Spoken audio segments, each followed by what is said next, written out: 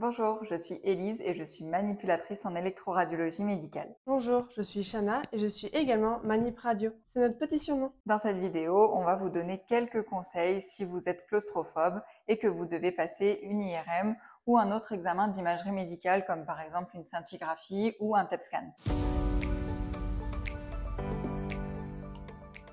Il faut savoir que la claustrophobie, c'est une peur panique de l'enfermement et des espaces clos.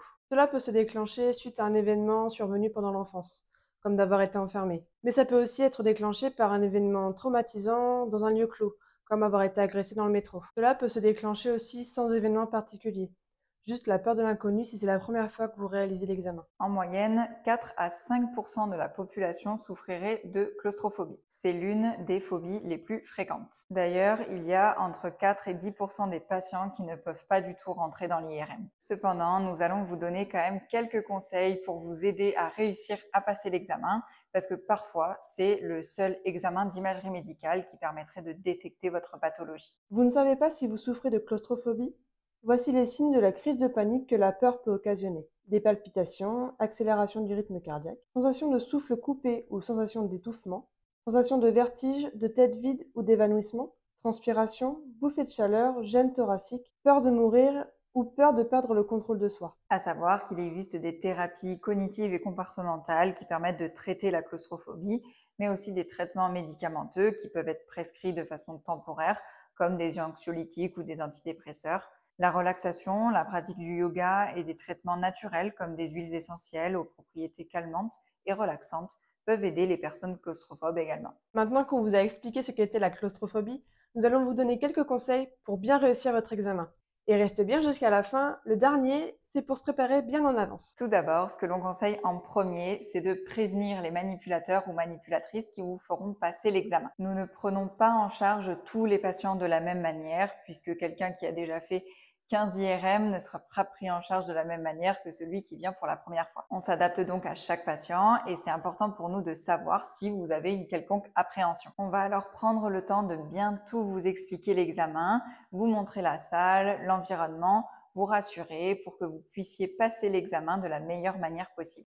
Deuxième conseil, gardez bien les yeux fermés tout le long de l'examen. Essayez de vous faire une sorte de auto-hypnose, un moment de relaxation, de détente, de vous imaginer bien loin de l'environnement présent, par exemple en vacances, sur une plage, dans un lieu où vous aimez être. Vous pouvez vous imaginer dans votre jardin ou sur votre balcon en train d'écouter le chant des oiseaux. Essayez de vous raconter une histoire qui vous plaît, qui vous représente, un endroit où vous aimeriez être à l'instant bien précis. L'IRM dure entre 10 et 30 minutes, donc gardez bien les yeux fermés tout le long tout en vous racontant cette petite histoire. Troisième conseil, mettez une main sur votre ventre, puis faites une grande inspiration profonde, puis soufflez lentement.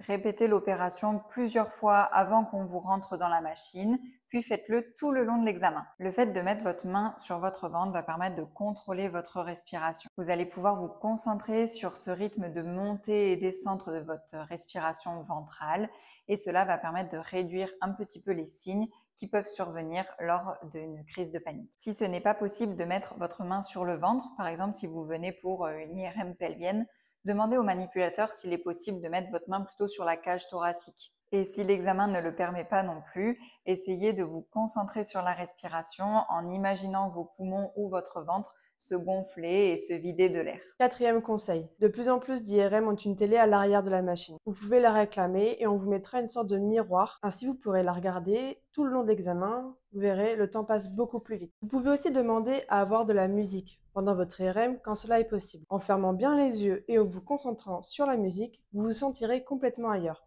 Mais attention, interdit de danser. Cinquième conseil, vous ne pourrez jamais rester enfermé dans la machine IRM. C'est juste impossible. L'IRM, c'est un tunnel. C'est ouvert de chaque côté. On vous voit, on peut vous entendre si vous pressez sur la sonnette en cas de besoin et il y a un haut-parleur pour que vous puissiez vous aussi nous entendre. Vous pouvez aussi demander au manipulateur qui vous prend en charge de vous dire le temps qu'il reste pendant l'examen.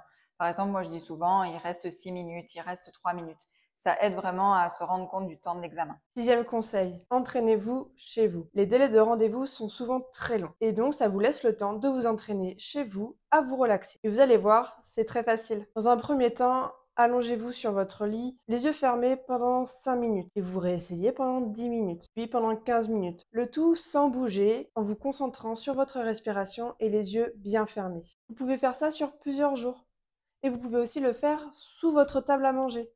Vous mettez un petit coussin, un petit matelas et vous entraînez. 5 minutes, puis un deuxième jour 10 minutes, puis 15. Vous fermez les yeux et vous essayez de rester bien immobile pendant 10 à 15 minutes, voire plus si vous y arrivez. Le jour de l'examen, vous pouvez appliquer tous les conseils que vous a donnés, plus mettre en pratique votre entraînement. Vous vous imaginez chez vous, sur votre lit ou sur votre table à manger. Voici une manière plutôt ludique de vous préparer à l'examen. Et vous allez voir, vous allez y arriver. Et voilà, on vous a donné tous les conseils pour passer sereinement votre examen IRM. N'hésitez pas si vous avez des interrogations, on y répondra en commentaire. À bientôt!